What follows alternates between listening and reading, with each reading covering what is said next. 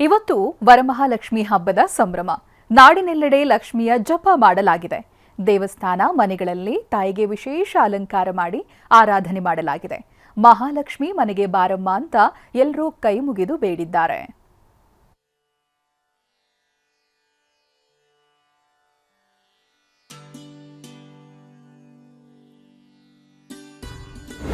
ಬಗೆ ಬಗೆಯ ನೋಟುಗಳಲ್ಲಿ ಅಲಂಕಾರ, ಹೂವು ಹಣ್ಣುಗಳಲ್ಲಿ ವಿಶೇಷ ಸಿಂಗಾರ, ರೇಷ್ಮೆ ಸೀರೆಯಲ್ಲಿ ಕಂಗೊಳಿಸುತ್ತಿರೋ ತಾಯಿ.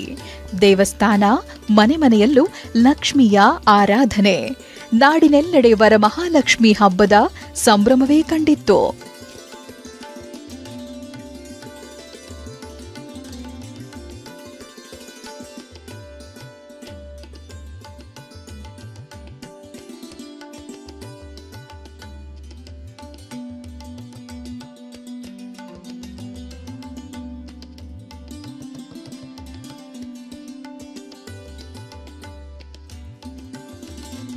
ಇವತ್ತು ವರಮಹಾಲಕ್ಷ್ಮಿ ಹಬ್ಬ ಹಿನ್ನೆಲೆಯಲ್ಲಿ ತುಮಕೂರು ಜಿಲ್ಲೆ ಪ್ರಸಿದ್ಧ ಗೊರವನಹಳ್ಳಿಯ ಮಹಾಲಕ್ಷ್ಮಿ ದೇವಸ್ಥಾನದಲ್ಲಿ ದೇವಿಗೆ ವಿಶೇಷ ಅಲಂಕಾರ ಮಾಡಿ ಪೂಜೆ ಸಲ್ಲಿಸಲಾಯಿತು.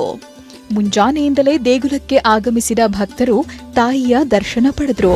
ಗೊರವನಹಳ್ಳಿಯ ಮಹಾಲಕ್ಷ್ಮಿ ಕ್ಷೇತ್ರ ಇಷ್ಟಾರ್ಥ ಸಿದ್ಧಿ ಕ್ಷೇತ್ರ ಅನ್ನೋದು ಭಕ್ತರ ನಂಬಿಕೆ. ಕುಟುಂಬ ಸಮೇತ ಆಗಮಿಸಿದ ಭಕ್ತರು ತಾಯಿಗೆ ನಮಿಸಿ ಪ್ರಸಾದ ಸ್ವೀಕರಿಸಿದ್ರು.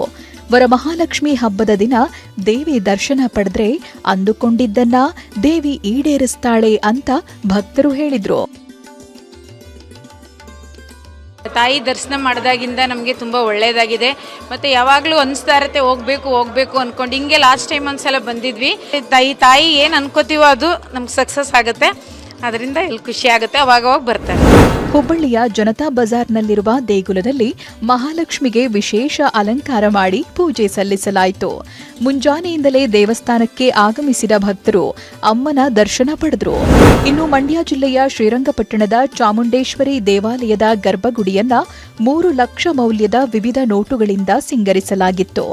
ಚಾಮುಂಡಿ ದೇವಿ 500, 200, 100, 50 ರೂಪಾಯಿ ಮುಖಬೆಲೆ ನೋಟುಗಳಲ್ಲಿ ಅಲಂಕಾರಗೊಂಡು ಕಂಗೊಳಿಸುತ್ತಿದ್ಲು.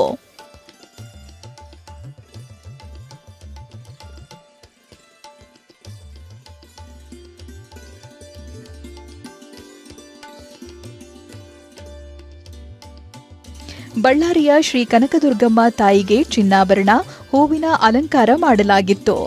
ಭಕ್ತರು ದೇವಿಯ ದರ್ಶನ ಪಡೆಯಲು ಸಾಗರೋಪಾದಿಯಲ್ಲಿ ಆಗಮಿಸಿದ್ರು.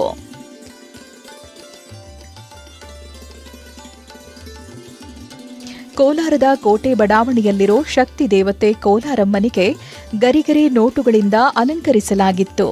ಕೋಲಾರಮ್ಮನ ದರ್ಶನ ಪಡೆದು ಭಕ್ತರು ಪುನೀತರಾದರು. Bureau report TV9.